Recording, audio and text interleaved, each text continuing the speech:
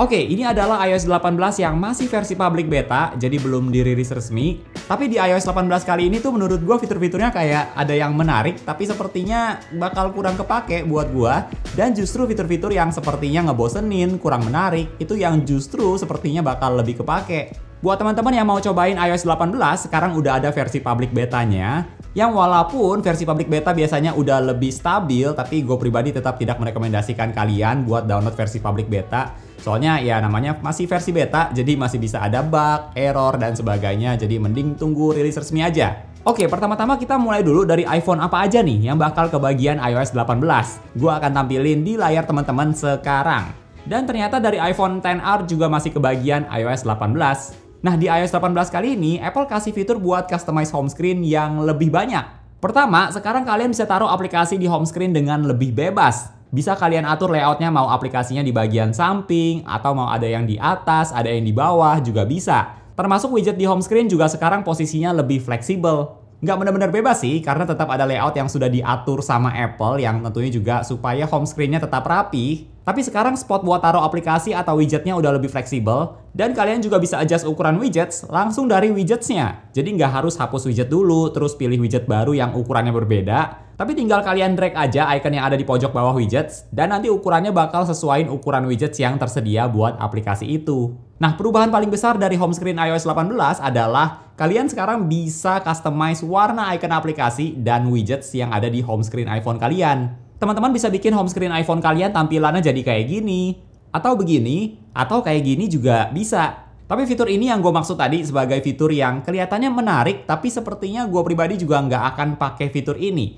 karena alasan yang satu ini. Oke, jadi nanti pas teman-teman tap dan tahan home screen buat customize kayak biasa, terus klik edit, customize, nanti bakal muncul menu buat customize home screen. Ada pilihan yang automatic, nanti iOS bakal saranin warna apa yang cocok menyesuaikan wallpaper iPhone kalian. Terus ada pilihan dark yang nanti warna icon aplikasinya bakal jadi dominan warna hitam, dan wallpapernya bakal diredupin. Terus ada pilihan light dengan warna icon aplikasinya lebih dominan warna terang atau jadi kayak icon aslinya. Dan ada tinted yang fungsinya buat ganti warna icon aplikasi dan widget home screen iPhone sesuai selera kalian. Jadi teman-teman tinggal geser aja slider yang ini buat pilih warnanya. Terus yang slider di bawahnya ini fungsinya buat atur saturasi warna. Dan kalau mau lebih fleksibel lagi, kalian juga bisa cocokin warna yang ada di wallpaper kayak gini. Nah, masalahnya fitur customize home screen ini menurut gua justru bikin home screen iPhone jadi kelihatan gak enak dilihat gitu. Memang ini soal selera aja sih, tapi mau warna apapun itu dari yang gua coba, menurut gue warna bawaan dari iOS yang biasa dengan icon aplikasi yang seperti biasa juga itu justru lebih bagus.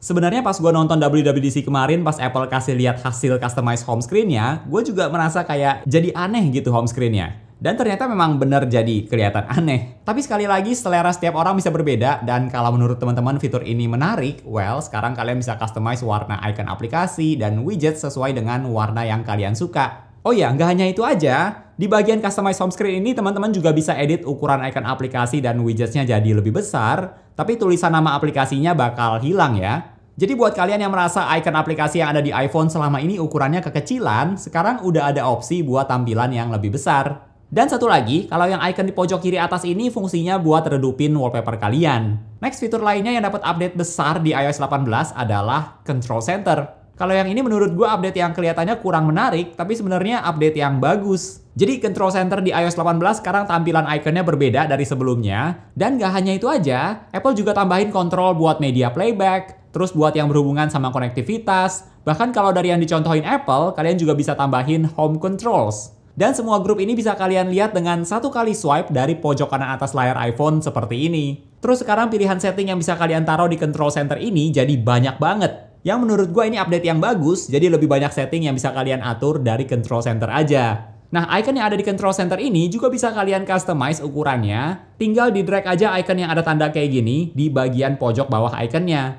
By the way, gue juga notice untuk Control Center yang buat nyalain flash, nanti pas kalian klik, bakal muncul pop-up yang bisa kalian pakai kalau swipe ke atas atau bawah buat atur tingkat kecerahan flash. Dan kalau swipe-nya ke kiri atau kanan, kalian bisa atur mau cahaya flashnya lebih menyebar merata kayak gini, atau mau disorot ke tengah juga bisa. Gak hanya itu aja, teman-teman juga bisa bikin grup Control Center baru. Caranya tinggal swipe aja ke Control Center yang media playback atau konektivitas. Nanti kalian klik Add a Control dan pilih mau pakai settings apa aja. nanti bakal langsung ada grup baru buat settings yang mau kalian taruh. Terus kalau teman-teman perhatiin di pojok kanan atas control center, sekarang kalian bisa matiin iPhone dari sini. Tinggal diklik dan tahan sebentar aja, nanti langsung muncul slider buat matiin iPhone kayak biasa. Masih ada satu lagi yang berhubungan sama control center, tapi sekarang di bagian lock screen. Jadi kontrol yang ada di pojok kiri dan kanan bawah ini bisa kalian ganti, jadi nggak harus flash dan kamera, tapi bisa teman-teman pilih buat fitur yang kalian suka. Buat ganti dua control di lock screen ini, caranya sama kayak lagi mau edit atau ganti wallpaper lock screen. Nanti di bagian bawah yang icon kamera dan flash ini bisa kalian ganti. Kalau dari yang gue coba, menurut gue tombol yang langsung buka kamera tuh penting banget sih, dan itu nggak akan gue ganti.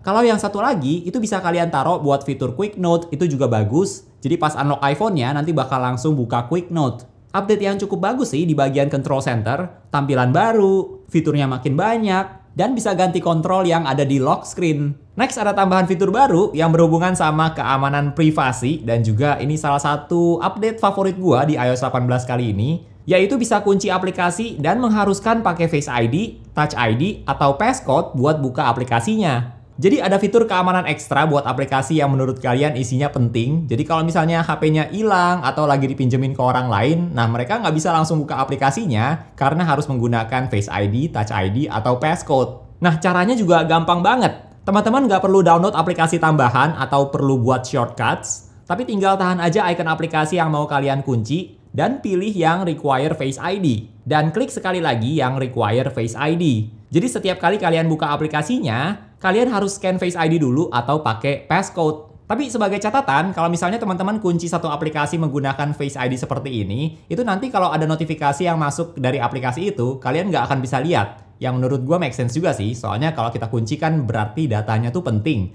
Dan kalau misalnya notifikasi masuk dan orang lain bisa lihat, well, itu kayak nggak ada bedanya. Dari yang gue coba, sepertinya fitur kunci aplikasi ini bisa kalian pakai di aplikasi apa aja, bahkan buat games pun juga bisa. Masih soal fitur keamanan, ada satu update baru lagi, yaitu sekarang ada aplikasi khusus buat password, namanya Passwords. Jadi kalau kalian mau cek password, nggak harus buka dari setting dulu. Di aplikasi ini teman-teman bisa cek password dari WiFi yang pernah connect ke iPhone kalian, terus juga bisa cek password dari website, dan sebagainya. Kalau fitur keamanan kayak gini menurut gue sebenarnya bukan fitur yang fun, tapi ini tambahan fitur yang bagus. Selain itu, update selanjutnya yang juga bukan fitur besar, tapi update yang bagus, itu ada di aplikasi Apple Notes. Pertama, ada fitur Live Audio Transcription, yang fungsinya buat ubah rekaman suara ke dalam bentuk teks. Nanti pas kalian klik icon ini, terus pilih yang record audio, nanti teman-teman tinggal rekam dulu aja, dan kalau sudah, tinggal di pause rekamannya, dan klik icon yang di pojok kiri bawah ini. Nanti bakal langsung muncul transkrip audio yang kalian rekam tadi, dan bisa langsung kalian taruh di Apple Notes. Tapi sebagai catatan, buat pakai fitur ini, teman-teman perlu ganti wilayah atau area iPhone kalian ke misalnya US, baru bisa pakai fitur ini. Kalau areanya di Indonesia, teman-teman cuma bisa rekam audio aja, tapi nggak bisa disalin ke format teks. Walaupun yang ngomong pakai bahasa Inggris. Tapi tenang, ada solusinya juga biar nggak ribet ganti area iPhone-nya ke luar negeri, yaitu tinggal direkam aja dari aplikasi Voice Memos. Kalau lewat aplikasi Voice Memos, teman-teman nggak perlu ganti setting area iPhone-nya, tapi tinggal direkam aja. Terus kalau sudah, tinggal klik icon ini, dan pilih yang ini, nanti bakal muncul transkripnya dan kalian tinggal copy-paste aja ke Apple Notes.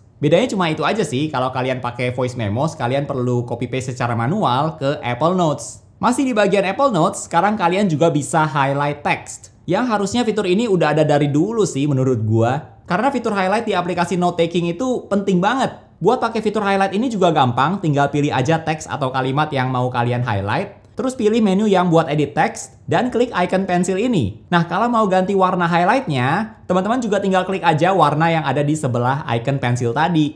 Terus di Apple Notes, sekarang juga bisa buat collapsible sections. Jadi kalau misalnya lagi buat list kayak gini dengan heading, nanti listnya bisa kalian tutup dengan klik icon yang ada di samping heading atau subheading. Dan satu lagi soal Apple Notes, sekarang di iOS 18 teman-teman juga bisa menggunakan Apple Notes buat menghitung. Jadi kayak ada fitur kalkulatornya. Kalian bisa ketik perhitungan yang mau kalian hitung, atau mau ditulis kayak gini juga bisa dijawab sama Apple Notes. Oh iya, ngomong-ngomong soal kalkulator di iOS 18, sekarang kalkulator di iPhone juga dapat update yang cukup signifikan. Secara tampilan mungkin masih mirip kayak di iOS sebelumnya ya, tapi kalau teman-teman klik icon ini, nanti bakal muncul pilihan tampilan kalkulatornya mau yang Basic, Scientific, Math Notes, dan Convert. Kalau kalkulator Scientific sebenarnya udah ada juga di iOS sebelumnya, tapi biasanya itu harus dalam mode landscape. Sedangkan di iOS 18, sekarang udah ada kalkulator saintifik dengan orientasi portrait. Kalau yang Math Notes, teman-teman bisa ketik atau tulis perhitungan matematika, dan nanti bisa langsung dikasih tahu jawabannya sama kalkulator, bahkan bisa dibuatin grafik seperti ini.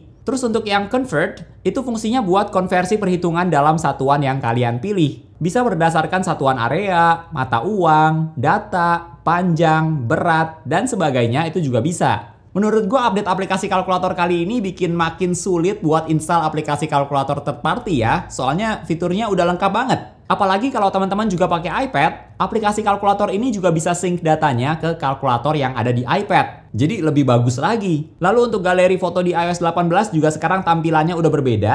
Dan teman-teman juga bisa cari foto, misalnya mau cari foto pesawat. Nanti kalian bakal dikasih semua foto yang berhubungan sama pesawat atau street. Nanti bakal muncul foto yang berhubungan sama jalanan. Terus buat teman-teman yang pakai iMessage, sekarang kalian juga bisa kasih efek ke teks yang mau kalian kirim. Terus juga ada fitur tap back atau kayak kasih reaksi gitu ke teks dari orang lain, mirip kayak fitur di WhatsApp juga. Dan support RCS messaging. Yang simpelnya, sekarang teman-teman bisa kirim file foto dengan resolusi yang lebih tinggi. Terus bisa lihat kalau mereka lagi typing, atau udah baca chatnya atau belum, ke orang lain yang nggak pakai iMessage. Jadi pengalaman chatting dari user iPhone ke user Android sekarang bisa lebih banyak fiturnya walaupun tetap nggak sebanyak ke sesama iMessage. Tapi sebagai catatan, fitur RCS messaging ini juga tergantung operator yang kalian pakai support atau enggak. Terus yang baru juga di iOS 18 adalah Game Mode. Jadi fitur Game Mode ini bakal memprioritaskan performa iPhone kalian untuk games yang lagi kalian mainin. Mirip kayak Game Mode yang ada di macOS Sonoma, yang juga sekaligus fungsinya buat mengurangi latency AirPods dan wireless controller kalian. Sebenarnya masih ada fitur baru lagi di iOS 18